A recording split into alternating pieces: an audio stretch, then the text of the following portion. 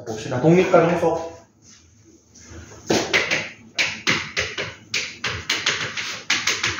자, 독립이냐 종속이냐는 판별식이 하나 있었죠. 독립과 종속은 판별식이 있습니다. 두 사건이 동시에 일어날 사건이 그냥 그게 곱해서 딱 된다. 저게 성립한다. 그럴 때 우리 독립이라고 했습니다. 이렇게 됐을 때 독립이라고 했고, 둘 중 하나를 조건부를 달아서 계산해줘야 된다.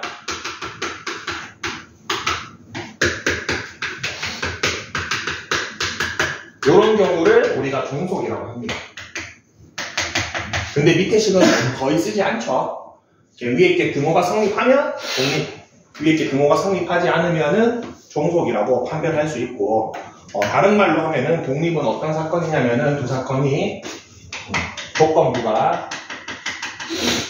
아무런 영향을 주지 않을 때,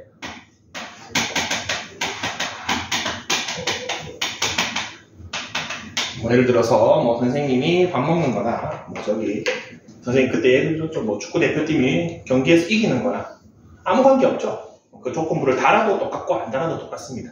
내가 안 먹어도 똑같고 내가 먹어도 똑같고 서로 영향이 전혀 없다라는 게 서로 독립이라고 생각하면 되고, 무언가 영향을 주더라가 종속입니다. 근데 그거는 개념적으로만 알고 있지 판단하시오 하면은 무조건 이 식으로 판단하라고 했죠. 주사위 눈만 보더라도 짝수가 나온 사건 A, 6의 약수가 나온 사건 B, 4의 약수가 나온 사건 C 이랬을 때 저 식으로 판단해야지 말로서는 우리가 판단할 수 없습니다. 영향을 주는지 안 주는지.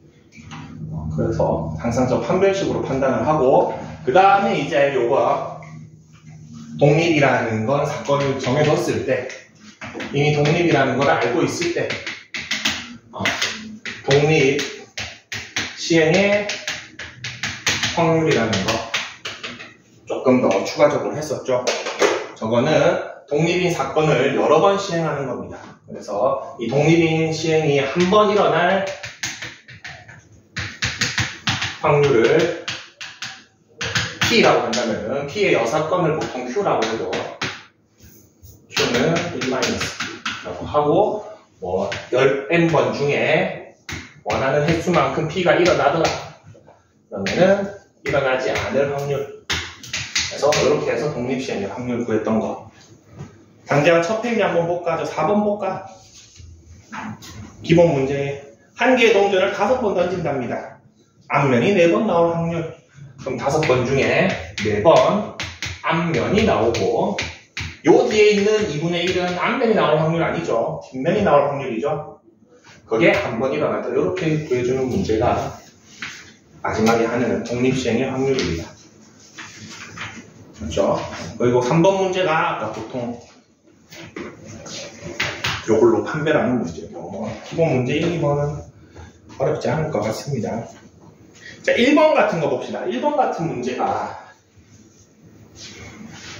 자, 그리고 우리가 독립이냐 종속이냐를 일반적인 문제를 풀 때 판단하시오라는 말이 없으면 판단할 필요가 없습니다. 자연스럽게 풀면 됩니다. 대표적인 게 제비 뽑기 같은 게 있죠. 자, 제비 뽑기가 제비가 10개가 있는데 10개 중에서 당첨 제비가 3개 있다. 내가 뽑았을 때 첫 번째에 당첨 제비가 당첨될 확률, 두 번째에 당첨될 확률, 세 번째에 당첨될 확률, 네 번째에 당첨될 확률 다 다르겠죠? 다 다르죠? 다 똑같죠? 다 10분의 3입니다. 다 10분의 3인데 여기에 세부적인 걸로 들어가면은 어떤 확률이 들어가냐면은 첫 번째 당첨될 거는 정확하게 얘기하면 10시 1분의 3시 1이죠. 근데 그냥 10분의 3 해도 됩니다. 10개 중에 3개. 10개 중에 3개 해도 되고, 두 번째 당첨될 확률은 뭡니까? 첫 번째는 당첨이 안 되고가 전제되어 있죠. 그래서 첫 번째는 당첨이 안 되고, 두 번째는 당첨이 됩니다. 그러면은 10분의 7이고, 당첨 뽑은 걸 다시 넣는 리는 없잖아. 그래서 9분의 3이 되죠.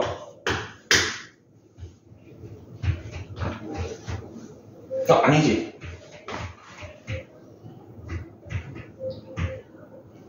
그러면 안 된다.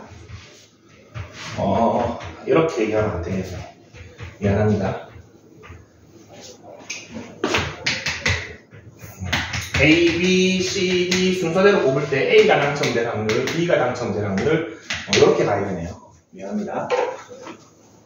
A가 당첨될 확률, B가 당첨될 확률, C가 당첨될 확률, D가 당첨될 확률 이렇게 가야겠네요. 그럼 B가 당첨될 확률은 두 가지를 생각해 줘야 되죠. 첫 번째 A가 당첨이 되고 B도 되고 A가 안 되고 B도 되고 이렇게 되겠죠. A가 될 확률 10분의 3 남은 거 2개, 9개 중에 2개 되는 거. A가 안 되는 거 10분의 7 그 다음에 남은 거 중에 되는 거죠. 맞습니까? 이렇게 되면 90분의 6 90분의 21이 돼서 90분의 27 10분의 3이 되죠. 이렇게 봤을 때 4개가 다 똑같다라는 겁니다. 자, 근데 자세히 보면은 요게 뭡니까? B가 당첨되는 사건을 B라고 한다면은 요거는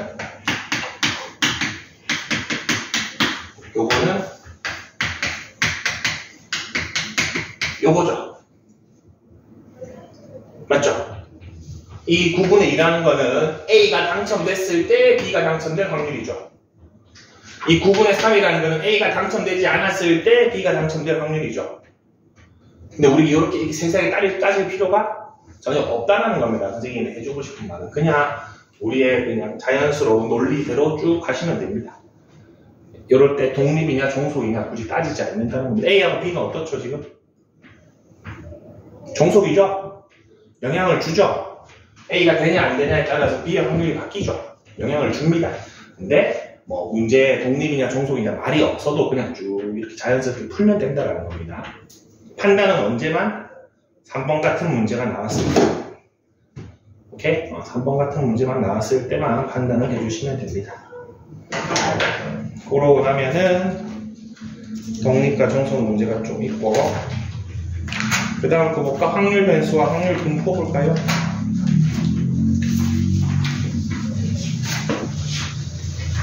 그래서 여러분 기말고사에는 어쩔 수 없이 조건부 확률이 초반부에 좀 나옵니다. 독립과 종속이 나오면서 조건부 확률이 안 나올 수는 없죠.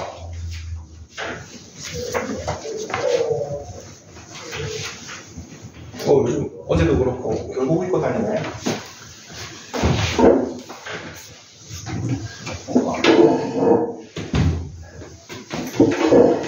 한 발 차이로 자리 뺏겨주고 단골 사고.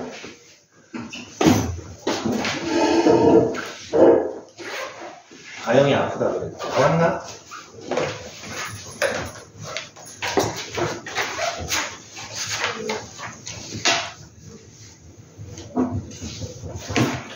한 명 빼먹은 거면 어떡하지? 강양이, 임찬이, 서진이, 연주, 예원이, 현빈? 아, 현빈이 있네. 동호. 아, 가영이 빼고 나갔네. 자, 확률 분포. 여러분, 이제 기말고사 근데 내일은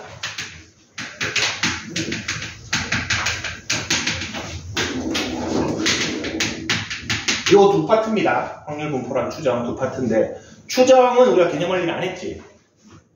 다 끝냈나? 하다가 중단했던 것 같은데. 맞죠? 추정은 안 했을 겁니다. 분포까지는 끝냈던 걸로 기억나는데. 오늘만 요걸로 좀 하고, 분포랑 추정할 때는 여러분 개념 원리로 개념 좀 보고 올포를 축제를 주고 이렇게 하겠습니다. 그리고 다시 한번 얘기하지만 주 1에 있는 수업인 만큼 숙제를 안 해오면은 너무 끊깁니다, 여러분. 학습이. 숙제 잘 해오시고. 자, 확률 분포 크게 두 가지가 있다는 줄 트리 한번 그리고 갑시다.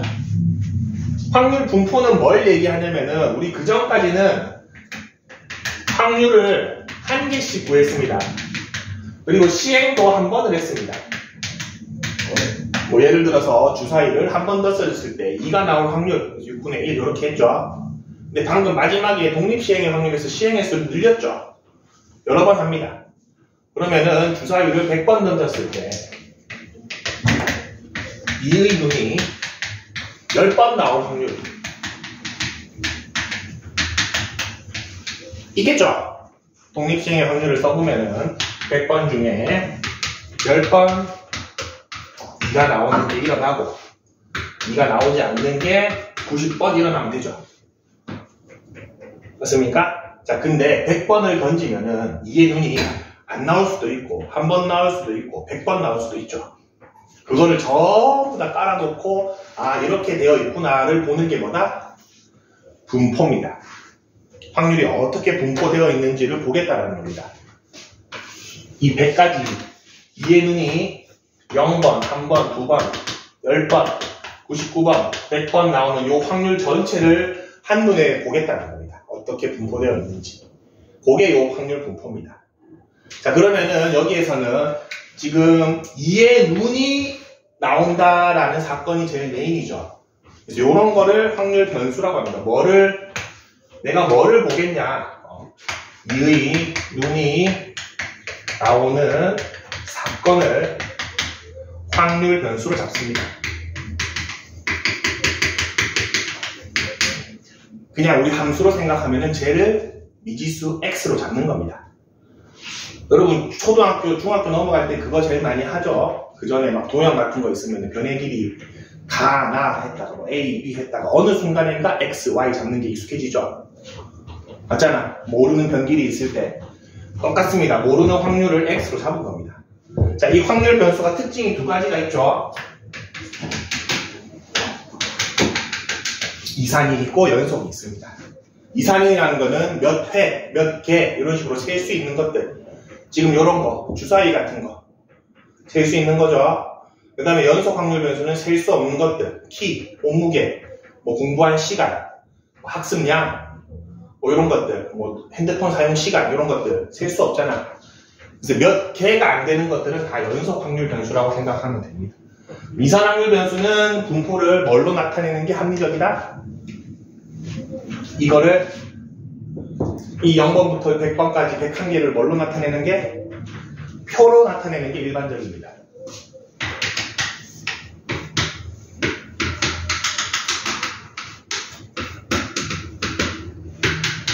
그래서 각각 일어날 확률을 다 채워 넣습니다. 확률의 합은 걔가 1이 돼야겠죠? 그래서 근데 선생님 이산 확률 변수를 그래프로 나타내면 안 되나요? 그래프로 나타내도 되죠?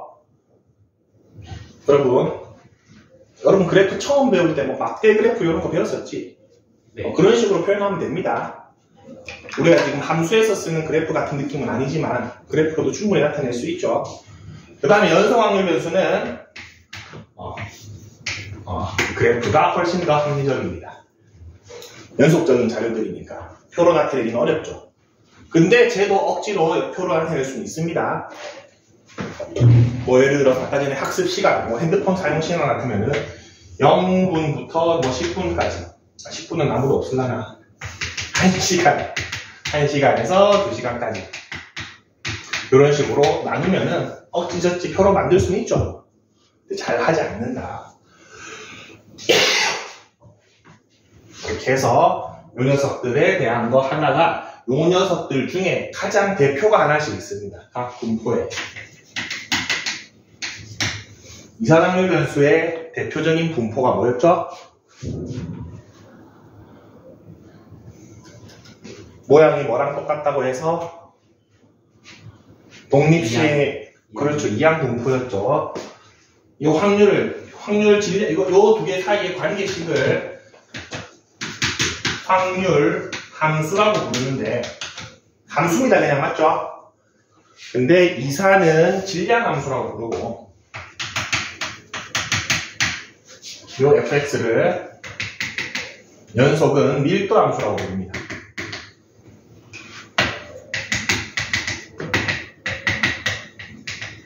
그럴 때 대표적인 게 이 확률 질량 함수가 이항 분포의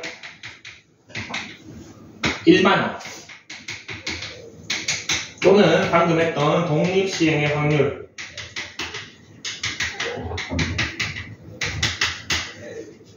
뭐 NCR에 P의 R승, Q의 N-R승 요 형태일 때 얘를 이항 분포라고 이항 정리의 일반항 이항 분포라고 부른다.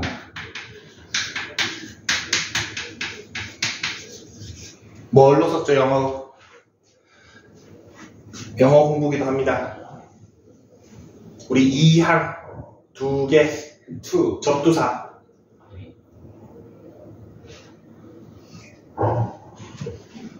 바이가 이항의 접두사 아닌가? 모르겠습니다. B로 표현하죠. 뭐가 제일 중요하다? 몇 번 시행하는지가 중요하고, 우리가 찾는 요거 두 개가 가장 중요한 요소였죠. 그리고 요 녀석의 대표는 뭐였죠?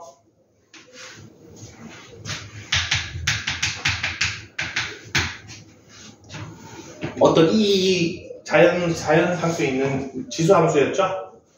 되게 복잡한 식이 있습니다. 근데 그래프가 어떤 형태가 될 때 그런 종 모양 곡선이 되는 이런 분포, 정규 분포라고 불렀죠. 이거 함수는 되게 복잡해서 몰라도 됩니다. 이에 뭐 지금 붙어 있습니다. 근데 요거 가운데가 어디죠?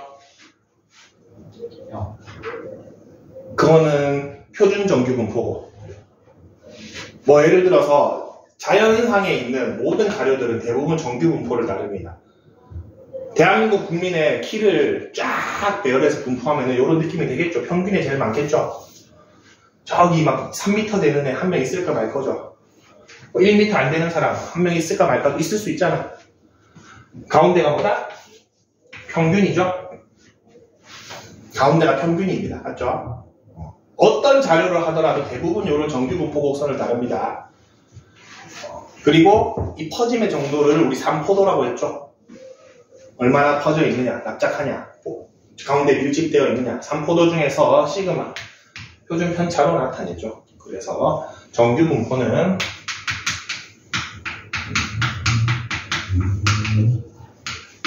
n에 m의 시그마 제곱으로 표현을 했었죠. 그 뒤에 나중에 요거 126가 넓이 계산하기 힘들어서 뭐를 만들어 놨다? 방금 얘기했잖아. 표준 정규 분포를 하나 만들어 놨죠. 평균을 0으로 잡고 시그마가 1짜리. 그래서 얘의 넓이를 다 구해가지고 표를 만들어 놨잖아. 그래서 뭐 요만큼이 필요하다면 얘를 표준화해가지고 여기에서 넓이 구하면은 쟤랑 넓이가 똑같다 해가지고 확률 구했던 것까지. 요건 안 했나? 했지. 어차피 천천히 합시다. 하면서. 요거는 정규 분포 중에서 이거 확률 변수를 x라고 한다면 표준화하고 별도로 구분해주기 위해서 z를 많이 쓰죠. z를 씁니다. 뭐 이런 거를 할 건데 오늘 할 건 뭐다? 저 맨 왼쪽 거 이상확률 변수.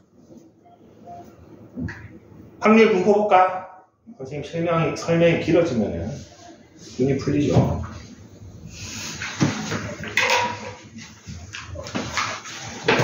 자, 확률 변수와 확률 분포는 해보시면 됩니다. 그렇게 어렵지 않습니다. 이거는 그냥 하면 되고. 자, 이 표에서 특징들이 몇 개 있었습니다. 여기 전부 다 더하면 얼마가 돼야 되죠? 1이 돼야 되죠. 확률도 전체들의 합이니까. 자, 만약에 이 확률 변수 x의 평균이 구하고 싶어. 뭐 하라 그랬죠? 그렇죠. 긁어라 그랬죠. 이거 싹 다 긁어가지고 다 더하면 됩니다. 오케이? 여러분 이과다 보니까 저거를 시그마로 표현하는 경우가 대부분입니다. 이제 기말고사에서 그냥 안 됩니다. 시그마 씁니다. 시그마 쓰면 어떻게 됩니까? 평균 표현해볼까?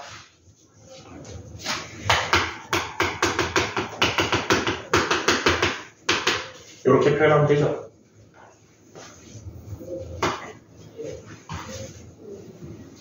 맞죠? 긁어서 다 더한 거죠. 결국에 저게 0이랑 P0이랑 곱하고 1이랑 P1이랑 곱하고 2랑 P2랑 곱하고 100이랑 P100이랑 다 곱해서 다 더한다를 이렇게 표현을 많이 합니다. 그래서 시그마 표현으로도 아주 많이 나올 겁니다. 이제 그 다음에 분산은 어떻게 구했지? 분산의 정의가 뭐였죠?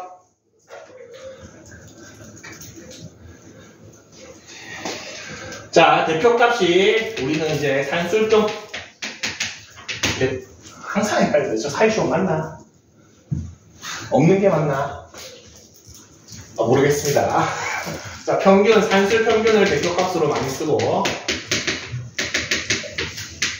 산술 평균을 대표값으로 많이 쓰고, 산포도가 종류가 많았죠? 터짐의 정도를 표현하는 방식이. 첫 번째가 편차가 있었고, 자, 편차를 평균 내니까 얼마가 나옵니까? 무조건 0이 나오죠. 편차는 마이너스도 있고 플러스도 있기 때문에. 편차의 총합 자체가 0이 나옵니다. 편차의 의미는 멸량에서 평균값을 뺀 거죠. 그렇기 때문에 풀마 부호가 생기기 때문에 싹 다 더해버리면 0이 돼버립니다. 평균을 낼 수가 없죠. 산포도로서의 별로 의미가 없습니다. 그래서 요 0이 안 되게 하기 위해서, 마이너스를 없애기 위해서 무슨 짓을 하죠? 제곱을 하죠. 편차를 제곱을 하죠. 그거의 평균이 이제는 산포도로서 역할을 하죠. 뭐죠? 얘가 분산이죠. 분산입니다. 근데 편차를 제곱함으로써 우리가 갖고 있는 값에 비해서 스케일이 좀 많이 커졌죠. 이 스케일을 맞춰주기 위해서 뭐 씌워준다? 루트 다시 씌워주면 스케일이 맞춰지겠죠. 그게 뭐죠? 표준 편차죠. 이게 기호로는 시그마를 쓰고, 이게 기호로는 시그마 제곱 또는 V로 쓰죠. 기억납니까? 자, 그럼 방금 전에 평균을 구하려면 긁으라 그랬어. 분산을 구하려면 편차 제곱을 평균해도 되긴 되는데, 자, 편차 제곱. 자, 별량을 지금 변수를 뭐로 잡았죠? 미지수 X로 잡았죠? 거기에 평균을 뺍니다. 평균 기호로 뭐로 썼습니까? 네? 2도 맞습니다. 근데 2x 할 때가 평균이고, 뭐의 평균 할 때 보통 2를 쓰고, 평균 자체를 얘기할 때, 그쵸? 민 썼죠, 민. 맞죠? 그 다음에, 지금 이게 편차죠? 네. 요거 제곱의 평균을 얘기하고 싶어. 여러 데다가 1을 씌우죠. 이게 뭡니까? 편차 제곱의 평균 뭐죠? 분산이죠. 근데 요거 살짝 계산해 봅시다.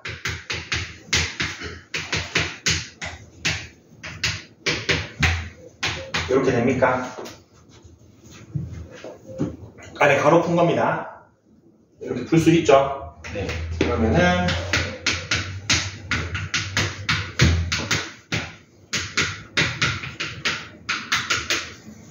이렇게 되나? 근데 이거 뭐죠? 2의 x 방금 얘기했잖아. 뭐죠? 평균이죠.